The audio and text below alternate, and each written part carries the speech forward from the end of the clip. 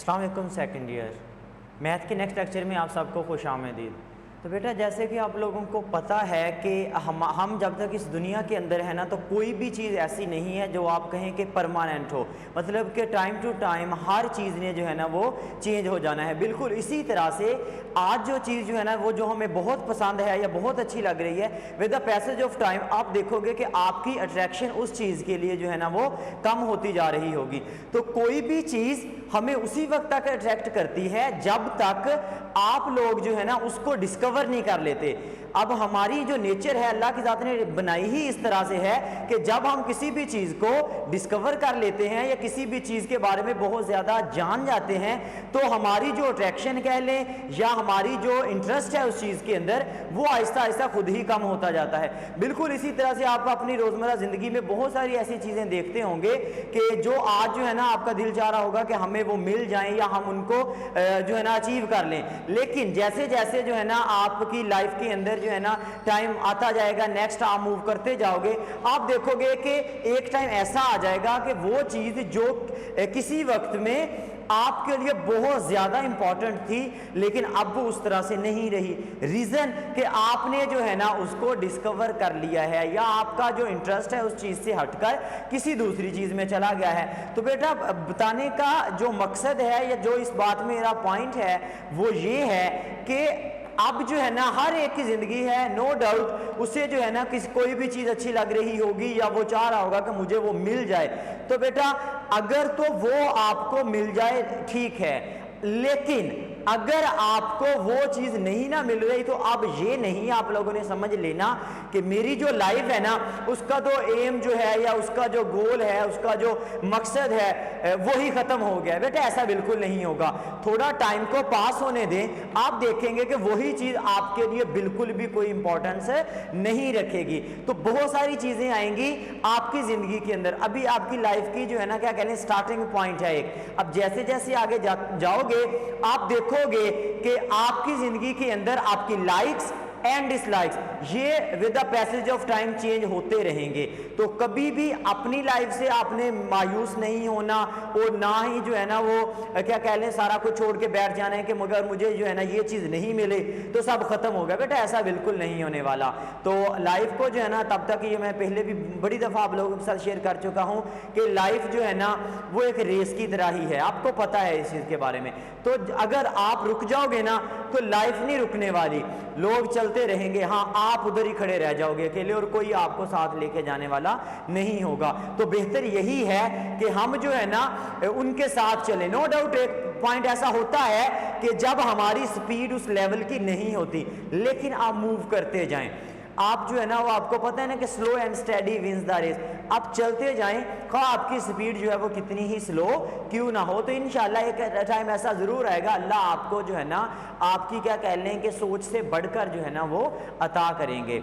बेटा देखिए जैसे मैथ में आए हमारे लेसन की तरफ तो एक्सरसाइज 7.2 चल रही थी हमारी, उसका क्वेश्चन नंबर 9 तक हो गए थे। क्वेश्चन नंबर 10 देखे आपके बाद, और 10 की स्टेटमेंट देखे बुक के ऊपर लिखी हुई है। कहता है कि वी से दैट, यहाँ पे बेटा एक पूरी उसने डिफाइन लिखी हुई है पैरेलल वेक्टर्स की, ठीक है ना, पैरेलल वेक्टर्स की। उसने बताया हुआ है कि अगर दो वेक्टर्स हों, एक v है एक w है, तो वो पैरेलल इस वक्त होंगे जब आपको एक स्केलर मिल जाए, इस तरह का मिल जाए कि हम उन दो वेक्टर्स को इस तरह से जोड़ सकें। v is equal to CW। बेटा ये पहले भी बात हो चुकी है, मैंने C की जगह पे में भी K लिखा हो, वहां पे K इज एनी नंबर, बिल्कुल इसी तरह से जैसे C एक नंबर है। फिर वो कहता है कि बेटा अगर C आपका है पॉजिटिव नंबर तो ये जो वेक्टर V होंगे एंड W इनकी डायरेक्शन सेम होगी। मतलब इस तरह से अगर आपका V इस डायरेक्शन में है तो आपका W भी इसी डायरेक्शन में होगा, लेकिन ये उसके इसके लिए है when C is greater than 0।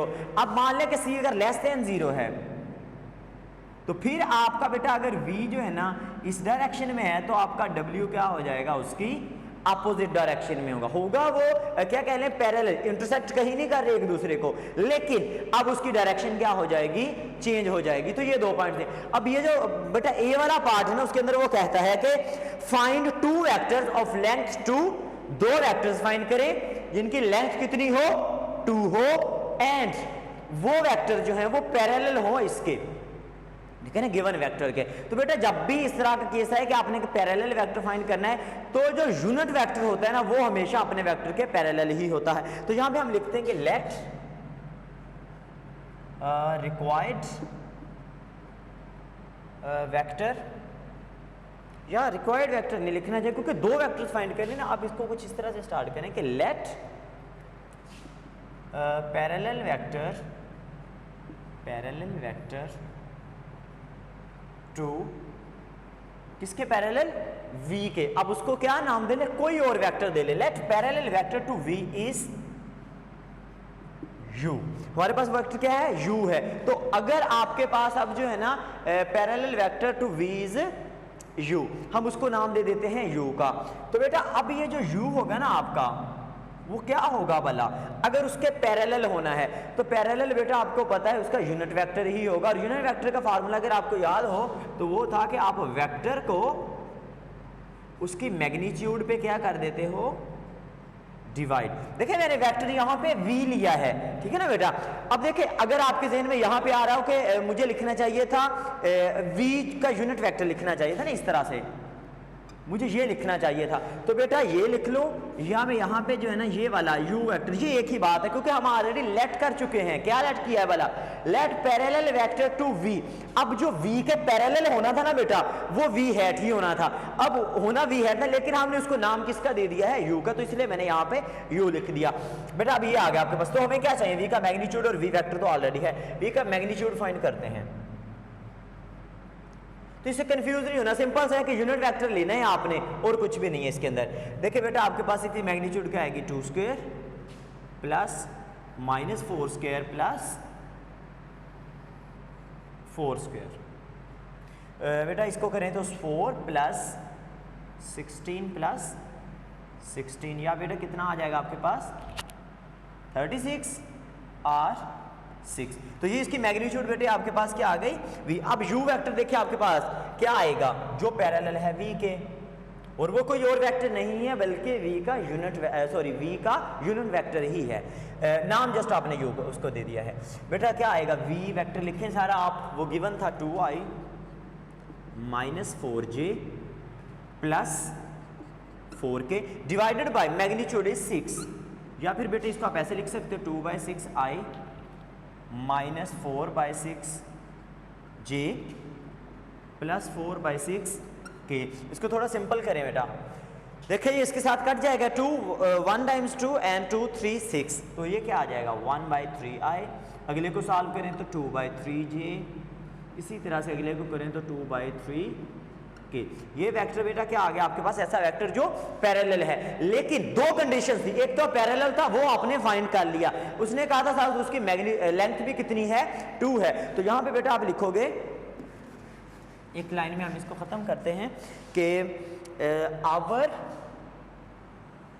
मैं पे लिखता हूं our required vectors will be, उन्होंने कहा ना 2 वेक्टर होने चाहिए, तो एक वेक्टर होगा 2u एंड सेकंड होगा -2u। बेटा यहाँ पे दोनों की जो लेंथ नजर आ रही है ना वो 2 ही है आपके पास, यहाँ पे भी 2 है इधर भी 2, लेकिन यहाँ पे माइनस जो है ना वो जस्ट डायरेक्शन बताएगा। आपके पास मैग्नीट्यूड कभी भी नेगेटिव नहीं होगी। हम ये नहीं कह सकते कि उसकी मैग्नीट्यूड -2 है, नहीं, जो माइनस है जस्ट आपको डायरेक्शन बताएगा। तो अब देखें आपके पास वेक्टर्स क्या आ जाएंगे, हम यहाँ पे लिखते हैं 2u is equal to 2 into u. बेटा ये आपके साथ सारा लिख दें, 1/3i plus minus 2/3j plus 2/3k, और दूसरा वेक्टर बेटा -2u, वो क्या आ जाएगा, जस्ट यहाँ पे माइनस डाल दो आप, 1/3i minus 2/3j plus 2/3k। या अगले स्टेप में इसको आप जो है ना थोड़ा और क्या कह लें, इसका आंसर निकालना, तो आप 2 को क्या करें अंदर इसके साथ मल्टीप्लाई कर दें, और ये आपके क्या आ जाएंगे, 2 रिक्वायर्ड वेक्टर्स आ जाएंगे which is 2u and -2u। दोनों का मैग्नीट्यूड लेके देख लें, वो क्या आएगी 2 ही आएगी, और वो इसके पैरेलल भी होंगे। तो बेटा ये सिंपल सा क्वेश्चन था। अच्छा इसका 10 का जो है ना पार्ट नंबर बेटा बी वाला पार्ट देखिए, ये बहुत इंपॉर्टेंट भी है। वो है बेटा कहता है कि find the constant a so that the vectors, 2 vector है बेटा, एक है v i -3j plus 4k, एक वेक्टर है बेटे w i minus 3j plus 4k, ये आपके पास v वाला, और वो है ai plus 9j minus 12k। ये बेटा आपके पास इसमें जो है ना वेक्टर है w है, और उसने बता ये दिया है कि आपने फाइंड क्या करना है, यहाँ से a फाइंड करना है, एंड सेकेंडली जो है ना ये v और w दोनों क्या हैं आपके पास पैरेलल हैं, ठीक है ना, दोनों पैरेलल हैं। तो बेटा क्वेश्चन नंबर 10 के स्टेटमेंट के अंदर ही उसने पैरेलल की डिफाइन दी है, मे बी पेपर में वो ना दे, आपने खुद भी उसको याद करना है। वो पैरेलल की डिफाइन ये थी कि v, आप यहाँ पे लिखोगे since v and w are parallel, so v is equal to c डब्ल्यू, क्योंकि पैरेलल है ना तो v इज इक्वल टू किसके आ जाएगा, c टाइम्स w।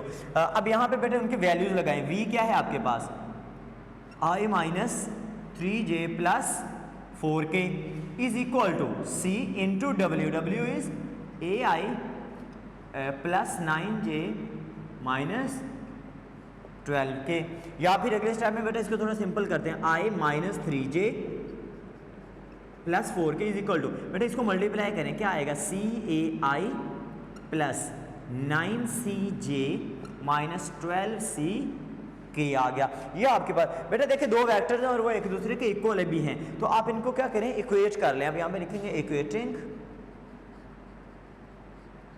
इक्वेटिंग बेटा आप उस वक्त करते हो जब आपने आई कंपोनेंट को आई के साथ कंपेयर करना है, जे को जे के साथ। तो देखिए आई के साथ यहाँ पे कितना है आपके पास 1, राइट साइड पे देखें तो बेटा सी ए, यहाँ पे आ जाओ जे के साथ -3, वो आपके पास इक्वल है 9c, and similarly 4 equal to -12c। तो बेटा आपने क्या फाइंड करना है, हमने तो जो फाइंड करना है ना वो है a आपके पास। तो a देखे यहाँ पे है तो a किसके इक्वल आ जाएगा, बेटा a इज इक्वल टू आ जाएगा 1/c के, मतलब c इधर मल्टीप्लाई और उधर जाके डिवाइड हो जाएगा, लेकिन c आपके फिर कांस्टेंट है, तो हम जो है ना इसके जरिए से या इसके जरिए से किसी एक की मदद से जो है ना आप c फाइंड कर सकते हो, सेम आएगा। अब यहाँ से अगर c निकालूं मैं तो क्या आएगा, -3/9 या फिर c इज इक्वल टू -1/3, मतलब कि 9 इधर मल्टीप्लाई हो रहा था बेटा, उधर जाके जो है ना वो डिवाइड हो गया, और इसमें जो है ना आपके पास -1/3। अब c की वैल्यू आ गई तो यहाँ पे वैल्यू लगा दो उसकी, आप a हमारे पास आ जाएगा 1/c है, एंड c -1/3, इस तरह से 1/-1/3, या फिर ये किसके इक्वल आ जाएगा बेटा -3 के, और ये आपका वो जो है ना रिक्वायर्ड वैल्यू है किसके लिए, a के लिए। तो इस तरह से बेटा आप जो है ना वैल्यू फाइंड कर सकते हो a की। अगर आप c यहाँ से भी निकालेंगे तब भी -1/3 ही आएगा, यहाँ पे लेके आएंगे तो बेटा ये रेसिप्रोकल होगा, ये ऊपर चला गया और -3 आ गया। अच्छा बेटा बिल्कुल इसी तरह से जैसे हमने क्वेश्चन नंबर ए पार्ट किया ना, इसका क्वेश्चन जो पार्ट c है वो भी इसी तरह से, वो भी हम देख लेते हैं।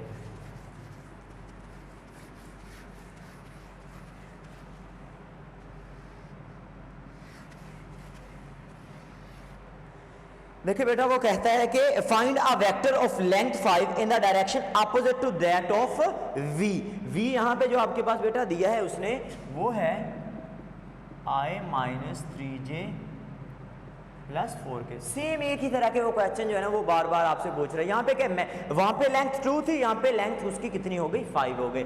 बेटा आप उसी तरह से अगर आपने इसके पैरेलल वेक्टर लेके आना है ना, वो इसी का यूनिट वेक्टर होगा। हम इसके यूनिट वेक्टर को डिनोट करते हैं कि लेट u है वो इसका, ठीक है ना, let u be the vector parallel to v। अब u फिर अगेन मैं बता रहा हूं कि u जो है वेक्टर तो है पैरेलल, और u कोई और वेक्टर नहीं होगा सवाए इसके कि वो उसी का यूनिट वेक्टर आ जाए। तो हम इसको ऐसे भी लिख सकते हैं, u वेक्टर को उसकी मैग्नीट्यूड पे डिवाइड कर दीजिए। आप मैग्नीट्यूड ले लें इसकी, वो क्या आएगी 1² प्लस -3² प्लस 4², या फिर बेटा आपके पास 1 + 9 + 16, या फिर बेटे आपके पास कितना आ जाएगा 69 26 आ जाएगा, ये 26। ये आपके पास मैग्नीट्यूड आ गई। अब आपके पास जो u है वो किसके इक्वल आ गया, v वो सारा लिखे, मैं अलग-अलग एक दफ़ा ही लिख रहा हूँ, आप 2 स्टेप में इसको कंप्लीट कीजिएगा। -3/2 26j एंड प्लस 4/26 के आ गया। ये आ गया बेटे आपके पास। अच्छा इसमें जो है ना आपके पास आगे उसने एक और भी कंडीशन दी कि उसकी मैग्नीट्यूड कितनी हो, सॉरी लेंथ कितनी हो, 5 हो, और साथ उसके वर्ड है अपोजिट का। बेटा जब अपोजिट डायरेक्शन लेनी हो तो माइनस से मल्टीप्लाई करते हैं। लेंथ कितनी चाहिए, 5, तो हम इसको इस वाले वेक्टर को जो है ना मल्टीप्लाई आप इस तरह से लिखेंगे, our required vector will be -5u, -5 into 1/26 I -3/26j and plus 4/26 ये आपके पास बेटा इसका रिक्वायर्ड आंसर होगा कि आपने -5u से क्यों मल्टीप्लाई किया। बेटा उसने कहा था लेंथ 5 हो, वो हमें पता है लेंथ 5 है तो 5 से मल्टीप्लाई कर दें। फिर अपोजिट भी हो तो अपोजिट लेने के लिए आपने क्या कर दिया, उसको माइनस के साथ मल्टीप्लाई कर दिया है। तो ये बेटा आपने देखना बिल्कुल फर्स्ट पार्ट की तरह से है। अच्छा इसका जो डी वाला पार्ट है ना, ये आप लोगों ने बेटा खुद ट्राई करना है। ये बिल्कुल उसी के जैसा है जैसे आपने इसी का पार्ट नंबर जो है ना वो बी किया। ये भी इंपॉर्टेंट पार्ट है, ये आप लोग खुद ट्राई करेंगे इसको। अच्छा नेक्स्ट देखें बेटा क्वेश्चन नंबर 11 जो है, इसमें आपने क्या करना है, डायरेक्शन को साइंस फाइंड करना। और ये इस तरह का क्वेश्चन आप जो ना पहले भी कर चुके हैं। इसका क्वेश्चन नंबर 3 जो है एक पार्ट यहाँ पे कर लेते हैं हम दोबारा से। 11 का जो है ना कोई एक पार्ट कर लेते हैं, कौन सा करें इसका, थर्ड पार्ट कर लेते हैं। पी क्यू जो है आपके पास, पी क्यू, और आपके पास इसमें क्या है बेटा, पी जो है ना वो उसने दे दिया है 215 and Q is 131। Q आपके पास 131 है और P दे दिया। बेटा ऊपर वाले जो दोनों इसके पार्ट है ना 1 और 2 वाला, उसमें वेक्टर ऑलरेडी दिया, यहाँ पे वेक्टर नहीं दिया, वो PQ होगा। हम वो पहले वेक्टर फाइंड करते हैं। तो बेटा देखिए PQ किसके इक्वल आएगा। अब आपको इसका निकालना आ गया होगा कि position vector of Q minus P। तो मैं डायरेक्ट इसको लिखने लगा हूँ। आपके पास क्या आ जाएगा, Q माइनस दिस, तो क्या आ जाएगा बेटा -I plus 2j minus 4k। ये बेटा आपका आ गया पी क्यू। अब हमने क्या करने, इसके डायरेक्शन साइंस फाइंड करने। तो बेटा मैंने पहले भी बताया था, डायरेक्शन को साइंस डायरेक्शन बताते हैं, यूनिट वेक्टर भी डायरेक्शन बताते हैं। तो डायरेक्शन को साइंस एंड यूनिट वेक्टर ये सेम है। तो हम जो है ना इसका अगर यूनिट वेक्टर लें, पहले इसका यूनिट वेक्टर क्या होना है भला, कि पी क्यू को इसी की आप जो है ना मैग्नीट्यूड पे डिवाइड कर दें, तो ये उसका यूनिट वेक्टर होगा। मीन के हमें यहाँ पे ये फाइंड करना है P Q over p Q का मैग्नीट्यूड। देखिए पी क्यू आपके पास ऑलरेडी, पहले हम इसका मैग्नीट्यूड एक दफ़ा फाइंड कर लें।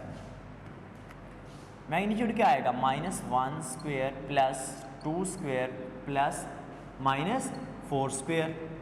या फिर बेटे देखिए यहाँ से क्या आ जाएगा, 1 का square 1 plus 2² is 4 plus 4² is 16। तो ये कितना आ गया आपके पास है 21 स्क्वायर रूट। ठीक है ना, ये आपके पास 21 स्क्वायर आ गया, स्क्वायर रूट आ गया। अब आप यहाँ पे लिखोगे p q vector over, sorry vector over p q magnitude, वो क्या बन जाएगी बेटा आपके पास -I plus 2j minus 4k divided by 21 square root. अब यहाँ पे बेटा आपने इस तरह से निकाल लिया जो इसका यूनिट वेक्टर था। अब यूनिट वेक्टर निकालने के बाद आपने यहाँ पे एक लाइन लिखनी है कि the direction cosines of P Q will be, या लिख दें इज, वो आप सिंपल ये लिखोगे -1/21 square root, 2/21 square root and -4/21 square root. और यहाँ पे आई नहीं डालना, जे नहीं डालना और के भी नहीं डालना, बल्कि उसकी जगह पे आपने ये स्क्वायर ब्रैकेट्स जो है ना ये लगा देनी। तो वो आपके क्या डिनोट करेंगे, डायरेक्शन को साइंस। किसके बाकी पार्ट आपने खुद करने। बेटा क्वेश्चन नंबर 12 देखें, which of the following triples, कहता है कि can be the direction angles of a single vector. यहाँ पे उसने क्या दिया है, हमें जो है ना 3 लेंथ्स दे दी हुई हैं और कहता है कि आप बताओ कि इसमें जो है ना कौन आपका डायरेक्शन एंगल्स हैं। तो बेटा डायरेक्शन एंगल्स के लिए आपको याद हो तो आपने पीछे एक रिजल्ट पढ़ा कि लेट, अगर आपके पास 3 वेक्टर हों, alpha beta gamma, sorry 3 angles हों और ये डायरेक्शन एंगल्स हों, ठीक है ना, डायरेक्शन एंगल्स हों, तो इनके लिए ये रिजल्ट होल्ड करता है कि cos square alpha plus cos square beta plus cos square gamma is equal to 1। अगर तो ये होल्ड कर जाए तो आप कह दोगे alpha beta and gamma are the direction angles of a same vector, otherwise वो नहीं होगा। तो ये हमने प्रूव भी किया था। इसका जो है एक पार्ट करते हैं, पार्ट 2 देख लें इसका।